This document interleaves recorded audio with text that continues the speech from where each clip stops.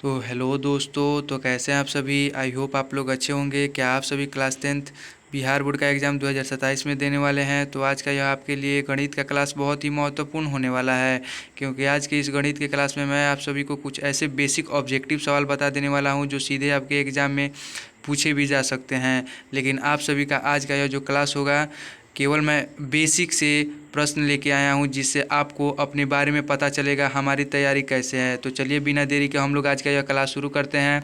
आगे बढ़ने से पहले आपसे एक रिक्वेस्ट है, यदि आप हमारे चैनल पर नए हैं तो हमारे चैनल को सब्सक्राइब करें और इस वीडियो को लाइक करें और अपने दोस्तों तक शेयर ज़रूर करें। आप सभी का जो पहला प्रश्न पत्र का पेज होगा इसी तरह आ सकता है और विषय कोड उस समय दिया जाएगा। अब आज हम लोग गणित का क्लास करेंगे। तो चलिए, आप सभी का पहला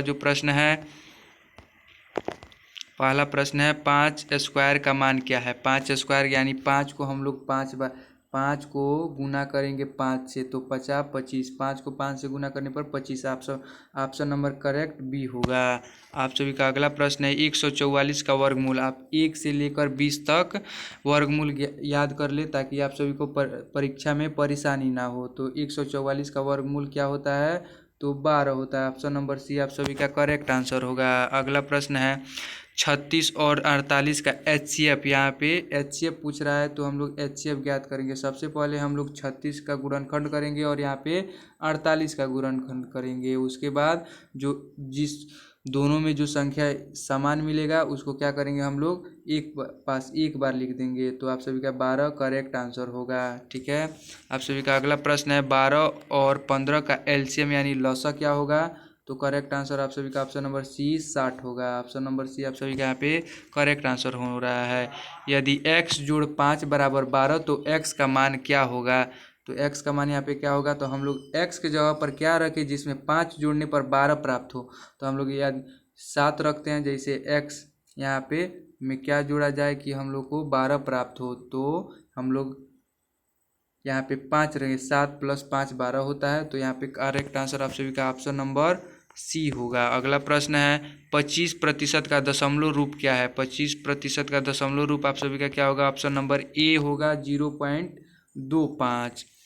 आप सभी का अगला प्रश्न है त्रिभुज के तीनों कोणों का योग कितना होता है। यहाँ पे त्रिभुज पूछ रहा है, त्रिभुज के तीनों कोणों का योग 180 होता है। यहाँ पे त्रिभुज दे दिया जाता है, त्रिभुज के तीनों कोणों का योग 180।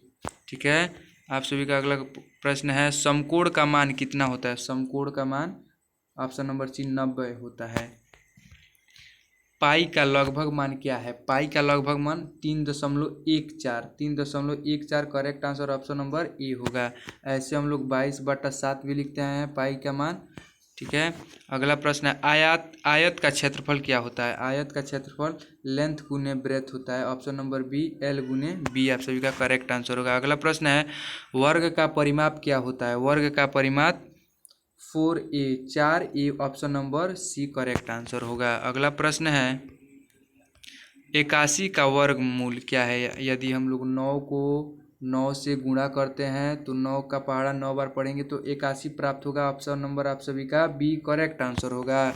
अगला प्रश्न है 7 क्यूब का मान क्या है। 7 क्यूब का मान होता है 7 गुने 7 गुने 7, यानी हम लोग 7 को 7 से तो 49, फिर 49 को 7 से हम लोग गुना करेंगे तो 343 प्राप्त होगा। Correct answer option number B होगा। अगला प्रश्न है 1/2 जोड़ 1/2 बराबर कितना प्राप्त होगा। तो option number B correct answer 1 होगा। अगला प्रश्न है 0.5 का भिन्न रूप क्या है। 0.5 का ऑप्शन नंबर बी आप सभी का करेक्ट आंसर 1/2 करेक्ट आंसर होगा।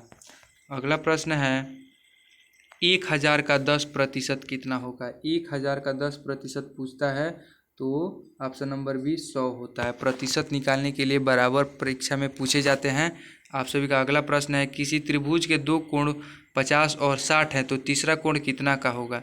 तो तीसरा कोण कितना का होगा, 70 का होगा। याद रहे त्रिभुज के तीनों कोणों का योग 180 होता है। 2 का क्यूब प्लस 3 का 2 का स्क्वायर प्लस 3 का स्क्वायर कितना होता है। तो 2 का स्क्वायर होता है 4 प्लस 3 का स्क्वायर होता है 9। तो 9 को 4 के साथ हम लोग जोड़ेंगे तो 9 4 13। Correct answer option number D होगा। अगला प्रश्न है 1 मीटर में कितने सेंटीमीटर होते हैं? 1 मीटर में 100 सेंटीमीटर। ऑप्शन नंबर आप सभी का सी करेक्ट आंसर होगा। अगला प्रश्न है समानांतर रेखाएं कितने बिंदुओं पर मिलती हैं? तो समानांतर रेखाएं कभी भी नहीं मिलती हैं, कभी भी नहीं मिलती हैं, सीधे बढ़ती जाती हैं। ठीक है। अगला प्रश्न यहाँ पे हम लोग सभी प्रश्न का उत्तर कॉन्सेप्ट के साथ क्लियर करते चलना है। ठीक है। अगर इसमें किसी प्रश्न का आपको दिक्कत हो रहा है तो आप सभी कमेंट जरूर करें। आज का हम लोग का क्लास यहीं पे समाप्त होता है। फिर मैं अगले वीडियो में इससे महत्वपूर्ण सवाल लेके आऊँगा। तब तक के लिए धन्यवाद। और हाँ, हमारे इस चैनल को सब्सक्राइब कर लें ताकि हर एक महत्वपूर्ण क्लास का आप सभी लाभ उठा सकें। धन्यवाद।